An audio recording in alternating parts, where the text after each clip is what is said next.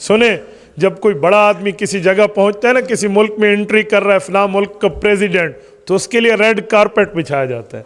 Red carpet क्या है?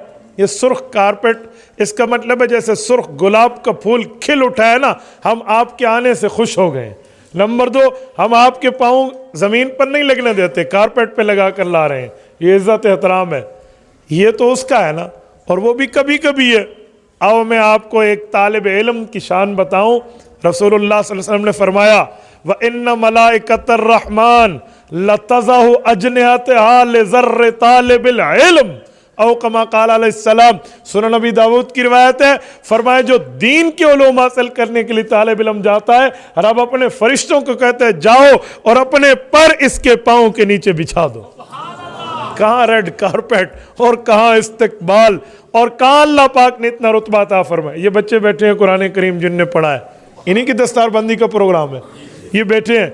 मैं यकीन से कहता हूँ ये वो लोग हैं जिनके लिए अल्लाह ने खैर का फैसला फरमाया। ये वो लोग हैं जिनके पाँव के नीचे रब के फरिश्ते पर बिछाते हैं। मैं 18 फरवरी बरोज़ जुमरात को जामिया खालिद बिन वलीद ठींगी विहाड़ी में गुफ्तगू कर रहा था। हज़रत मौलाना ज़फ़र अहमद कासिम दामत बरकातुहुम के इदारे में स्टेज खचा खच उलमाए कराम से फुल था।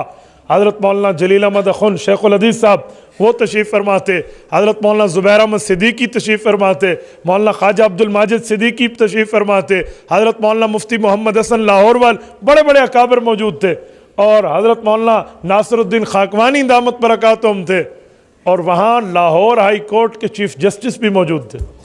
एक एक आलिम की गुफ्तगू चल रही है और चीफ़ जस्टिस साहब यूँ देख रहे थे। मेरी गुफ्तगू के बाद उनको बुलाया गया तो मैं कुछ मिनट के लिए बैठा तो उस बंदे के लफ्ज़ थे, ए काश मैं पहले यहाँ आकर बैठता, क्या उलमा की शान है, क्या गुफ्तगू का तर्ज है। कहा मेरी चीफ़ जस्टिसशिप मुझे इतनी महबूब नहीं है, अल्लाह मुझे हाफिज़ बना देता। उस बंदे का लफ्ज़ ऑन द रिकॉर्ड है, आप अंदाज़ा लगाएं। तो हिफ्ज़ कुरान, दीन के उलूम, दीन पर मेहनत, दीन का इल्म बहुत बड़ी चीज़ है जिसके लिए रब खैर का फैसला फरमाते हैं। खुशकिस्मत है तालिब इल्म जिनके सरों पे आज दस्तार सजेगी। आज लोगों को मौलवियों की शान पतनी कबूल नहीं है। मैं हैरान हूँ, मस्जिद का इमाम कोई अच्छा सूट पहन लेना तो लोग पूछते हैं कित्थों लाया इसने, यार कमांदा तो कोई नहीं।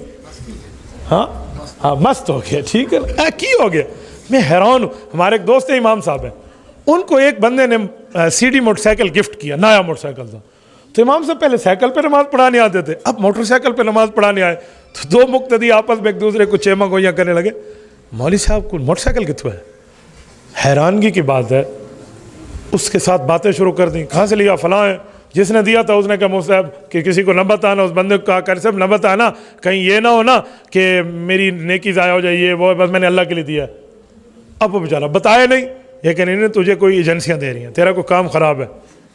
मैं हैरान हूँ, जो एतराज़ कर रहा है उसके पास V8 है, उसके पास अपनी प्राडो है, लैंड क्रूजर का मालिक है, और इमाम साहब ने मोटरसाइकिल लिया तो वो हजम नहीं होता। मैं कहता हूँ मौलवियों के खिलाफ, अभी मुझे एक आलिम साहब कह रहे थे कि उलमा पर लोग बोलते हैं इन्हें समझाएं। मैंने कहा इनको कहो बोलने को छोड़ो, सिर्फ मौलवी की नेकी को हजम करना सीख जाओ, हजम करना सीख जाए, बहुत बड़ी बात है। मैंने उन बंदों को बाद में कहा, मैंने कहा भाई हम आपके घर में आए, आपके घर में ये गाय का चमड़ा और ये हिरन का चमड़ा लगा हुआ था, खूबसूरत सा एक डेकोरेशन पीस। कहा जी हाँ मुझे फ़लाँ दोस्त ने गिफ्ट किया है, वो बहुत बड़ा शिकारी है। मैंने कहा आपको दोस्त गिफ्ट कर सकता है, ये जो 5 नमाज़ें इमाम पढ़ा रहे हैं इसको कोई मोटरसाइकिल गिफ्ट नहीं कर सकता। तो मेरे दोस्तों, इसीलिए बंदा उलमा की शान को खुश होकर देखे, इस तरह के एतराज़ात न करे। एक शख्स मेरे पास आया, अल्लाह माफ़ फरमाए, अब अंदाज़ा लगाएं हज़रत मैंने एक मसला पूछना। मैंने कहा जी पूछे। कहते मैं घर में गया, मेरी 2 बीवियाँ हैं, दोनों मेरी माँ को मार रही थी, एक ने दाएं से पकड़ा था, एक ने बाएं से। तो मुझे गुस्सा आ गया, तो मैंने अम्मी से कहा बता इनका क्या इलाज करूं। तो मेरी माँ ने कहा तलाक दे दे उनको। तो मैंने दाईं तरफ मुंह किया, उस बीवी का नाम लिया और उसे 3 तलाक़ें दी। फिर बाईं तरफ मुंह किया, दूसरी का नाम लिया, उसे 3 तलाक़ें दी। कुछ टाइम के बाद उन दोनों ने मेरी माँ के पाँव पकड़ लिए, तो मेरी माँ को नरमी आ गई, वो भी रोने लग गई, गले मिल के राजीनामा कर लिया और मुझे कहा किसी मौलवी के पास जा और लिखवा ला, तलाक नहीं हुई नहीं हुई। तो मुफ्ती साहब आप लिख दें। मैंने कहा तेरी माँ असल मुफ्ती तो वो है, तो मेरे पास चावल लेने आया है, मैं तुझे छोले बेच के दूं? और सादे बंदे, मुफ्ती आजम तेरी माँ घर में बैठी हुई है, उसी से लिखवा और मोहर लगवा ले। नहीं नहीं नहीं, नहीं आप लिख दे। मैंने कहा जी मैं लिख दूं तो फिर वो मुझे जवाब सुना रहा है, सुनाने वाला तेरी माँ की जवाब को मैं लिखूंगा या शरीयत के जवाब को लिखूंगा? तेरा दिमाग खराब है, तेरी अकल घास चरने गई हुई है। और खुदा के बंदे, रब ने 3 ऑप्शन दिए हैं। अल्लाह फरमाते हैं अत्तलाक़ु मर्रतान फ़इम्साकुम बिमारूफ़िन औ तसरीहुम बिइहसान। फरमाया तलाक़ें 3 हैं, 2 में चांस मौजूद है, 1-2 या 2-2 आपने दे दिया तो इसके बाद चांस है फ़इम्साकुम बिमारूफ़, रुजू कर लो, रह जाओ, नहीं औ तसरीहुम बिइहसान, छोड़ दो और मसला फारिग हो गया। लेकिन फ़इन तल्लक़हा, अगर तीसरी तलाक दे दी, फ़ला तहिल्लु लहू, अब तेरे लिए हलाल नहीं है।